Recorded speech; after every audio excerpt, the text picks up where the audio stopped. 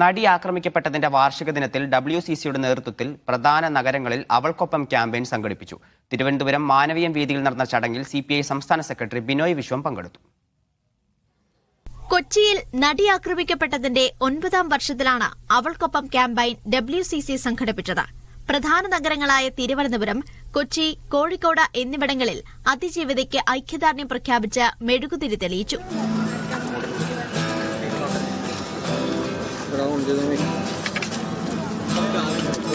കൊച്ചിയിൽ നടി ജോളി ചെറിയോത്ത, സംവിധായിക ആശ അജി ജോസഫ്, ഗായിക സയനോര, ശീതൽ ശ്യാം തുടങ്ങിയവർ പങ്കെടുത്തു.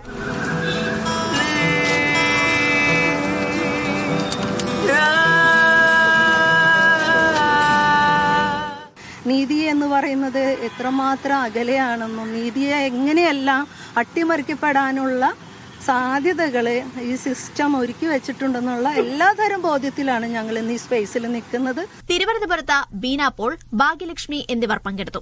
ചടങ്ങിന് ഐക്യദാർഢ്യവുമായി CPI സംസ്ഥാന സെക്രട്ടറി ബിനോയ് വിശ്വവും മാനവീയം വേദിയിൽ എത്തി.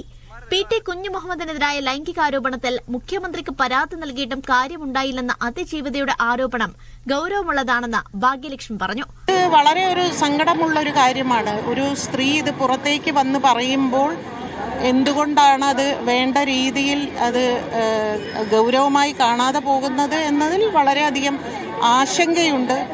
തീർച്ചയായിട്ടും അവളോടൊപ്പം എന്ന് നമ്മൾ പറയുമ്പോൾ അതൊരു നടി മാത്രമല്ല, ഏതൊരു സ്ത്രീ ബാധിക്കപ്പെടുന്നോ അവരോടൊപ്പം എല്ലാം നമ്മൾ നിൽക്കേണ്ടവർ തന്നെയാണ്.